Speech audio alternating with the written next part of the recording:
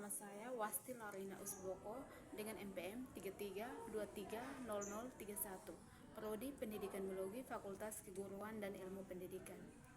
Di sini saya akan menjelaskan materi tentang pendidikan perempuan dan kesetaraan gender oleh R.A. Kartini.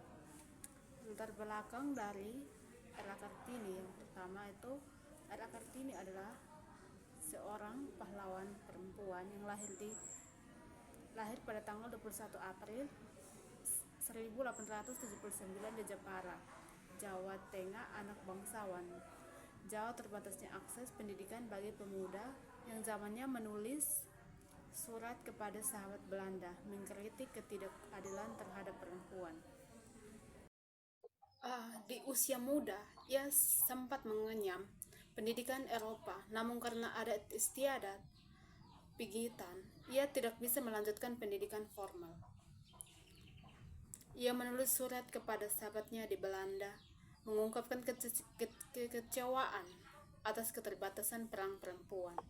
Dari surat-surat ini, kita mengetahui pemikiran cerdasnya tentang keadilan dan pendidikan. Kartini percaya bahwa pendidikan adalah hak semua orang, termasuk perempuan. Menurutnya, pendidikan bukan hanya soal akademik, tapi juga untuk membangun kepercayaan diri dan kemandirian perempuan. Ia menyatakan bahwa jika perempuan terdidik, maka mereka bisa mendidik anak-anak dan membawa perubahan bagi generasi berikutnya. Kutipan terkenalnya, "Habis gelap, terbitlah terang," yang berarti harapan dan perubahan setelah penderitaan. Feminisme liberal, teori ini menekankan hak individu untuk berkembang, termasuk hak perempuan atas pendidikan dan pekerjaan. Teori emansipasi, Kartini percaya perempuan harus bisa bebas memilih jalan hidupnya, tidak dibatasi oleh tradisi.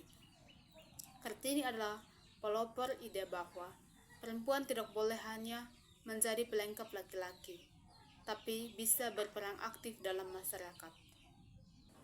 Kartini mengkritik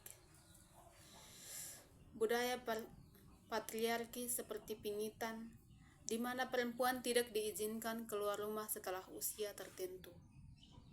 Ia menolak pandangan bahwa perempuan hanya cocok sebagai ibu rumah tangga yang pasif. Baginya, perempuan harus memiliki akses yang sama untuk belajar, berpikir, dan berkarya.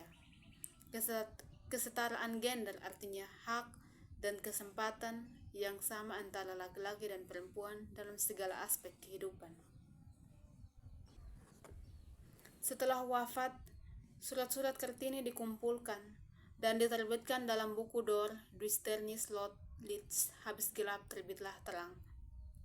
Pemikirannya menjadi inspirasi bagi tokoh-tokoh perempuan Indonesia selanjutnya.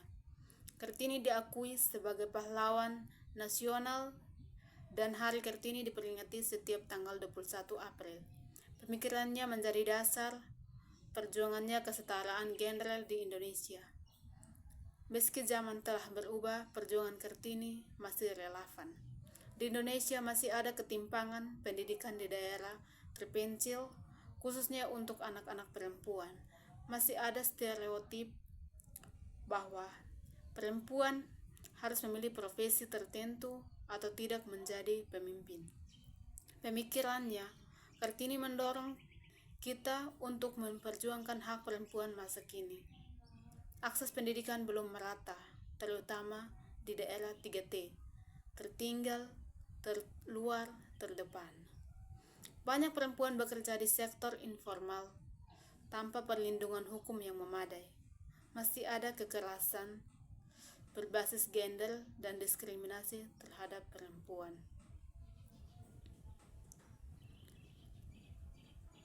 Masyarakat masih kerap memandang rendah perempuan yang memilih jalan berbeda dari tradisi.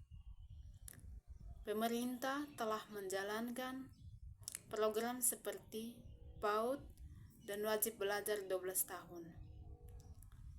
LSM dan media juga aktif mengkampanyekan kesetaraan gender, perlu pendidikan karakter sejak dini agar anak laki-laki dan perempuan belajar menghargai satu sama lain. Setiap individu bisa berkontribusi menghargai perempuan di rumah, sekolah, dan masyarakat. Kartini adalah pelopor pemikiran kesetaraan gender dan pendidikan perempuan di Indonesia. Nah, kesimpulan yang saya ambil tentang penjelasan singkat yang sudah saya jelaskan tadi tentang pemikiran melampaui zamannya dan masih sangat relevan hingga saat ini. Perjuangan belum selesai. Tugas generasi kita adalah meneruskan semangat Kartini dalam bentuk nyata. Kartini adalah pelopor pemikiran kesetaraan gender dan pendidikan perempuan di Indonesia. Pemikirannya melampaui zamannya dan masih sangat relevan hingga sekarang.